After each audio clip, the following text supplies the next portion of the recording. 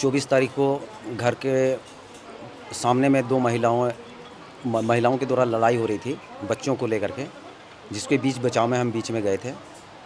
उसी के दरमियान में जो महिला थी वो हमको वहाँ पे धमकी दी थी, चप्पल खोली थी, गाली गलौज की थी और बोली थी हम तुमको देख लेंगे, तुमको ऐसा फंसाएंगे, तुम समझ लेना।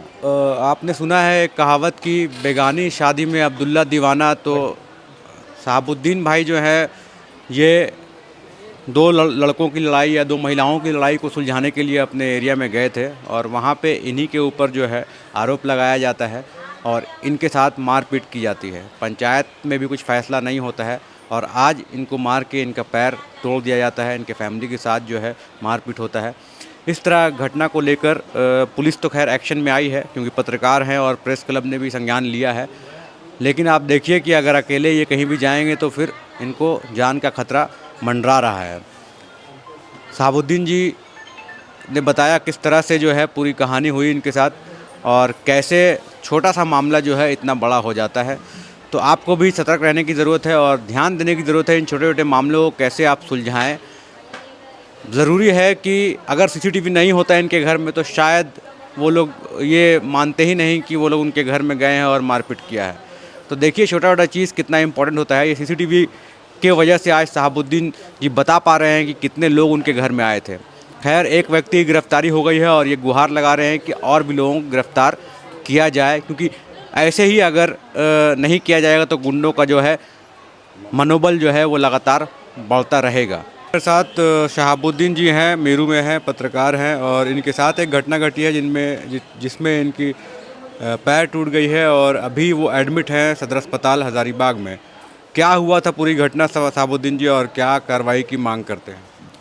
जी देखिए 24 तारीख को घर के सामने में दो महिलाओं के द्वारा लड़ाई हो रही थी बच्चों को लेकर के, जिसके बीच बचाव में हम बीच में गए थे। उसी के दरमियान में जो महिला थी वो हमको वहाँ पे धमकी दी थी, चप्पल खोली थी, गाली गलौज की थी और बोली थी हम तुमको देख लेंगे, तुमको ऐसा फंसाएंगे, तुम समझ लेना। नेक्स्ट दिन दूसरे दिन 25 तारीख को मेरू में जो जिम सेंटर खोला है, उस महिला का जो भाई है, सरौनी का रहने वाले लोग हैं, वो सरौनी और सिलवार से कुछ लड़के को लेकर के आते हैं, 8-10 लड़के मेरे घर में जबरन घुसते हैं, मेरे साथ मारपीट करते हैं।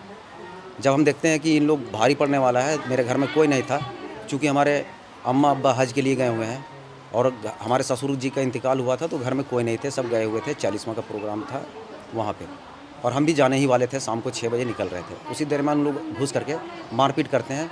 हम बोलते हैं भाई देखो सबको हम पहचानते हैं, यहाँ कैमरा लगा हुआ है, कोई बचेगा नहीं। इतने में उन लोग वहाँ से निकलते हैं और जिस महिला के साथ में आपस में लड़ाई होता है उसके घर पे हम ले जाते हैं। उन लोग दोनों को सेटिस्फाइड कराते हैं कि आखिर मामला क्या था। वहाँ पे मामला ख़त्म हो जाता है और उसके बाद में इस बात को हम जो अपने मुखिया लोग को बताते हैं तो मुखिया लोग बोलते हैं चलो ठीक है, इस बात को हम पंचायत में पंचायत करेंगे कल और इसका निराकरण करेंगे। कल इस बात को लेकर के पंचायत भवन में पंचायत हो रही थी और पंचायत होने के बाद में हम लोग उन लोग के द्वारा हम लोग को गलती भी उन लोग मान लिया कि चलो ठीक है हम लोग से गलती हो गया। तो हम लोग तैयार हो गए और सुलहनामा जो पेपर तैयार हो रहा था उस पर साइन करने की बारी आई। इसी दरमियान में 2-4 लड़के जो और उसमें शामिल थे उन लोग पंचायत भवन के बाहर प्लान बना रहे थे कि अभी कॉम्प्रोमाइज़ कर लो, बाद में इसको हम देख लेंगे। मेरा बेटा सुन के आता है, मुखिया जी को बोलता है मुखिया जी ऐसे ऐसे उन लोग बात कर रहा है बीच में। हम बोले मुखिया जी हम कॉम्प्रोमाइज़ नहीं करेंगे, आवेदन दिया हुआ है थाना में, इन लोग इस तरह से कर रहा है, कल जाके फिर हम लोग को मारपीट करेगा। अभी ये तीसरा बार हमारे साथ हो चुका है। इतने में ही वो लड़का लोग टूट पड़ता है और हम लोग को जो चीज़ मिलता है उन लोग कुछ हथियार भी लेके आया हुआ था, पंच लेके आया हुआ था, क्या क्या हम लोग तो देख नहीं सकें।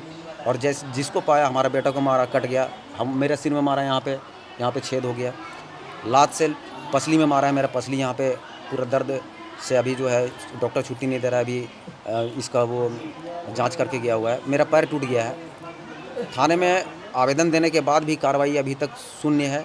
मात्र जिसको हम पंचायत भवन में हम लोग बैठा के रखे हुए थे उसी लड़का को वो पकड़ के लेके आए हैं और आवेदन की डिमांड कर रहे थे कि आवेदन मिलेगा तो कार्रवाई करेंगे। कल ही हम लोगों ने आवेदन भी दे दिया है बायख्ता नाम सहित और एक आदमी को ही गिरफ्तार किया गया है और अभी उसका सूचना मिला है कि एक को हम जेल भेज रहे हैं, बाकी सब भागे हुए हैं, पकड़ते हैं। क्या इस तरह से गुहार लगाते हैं?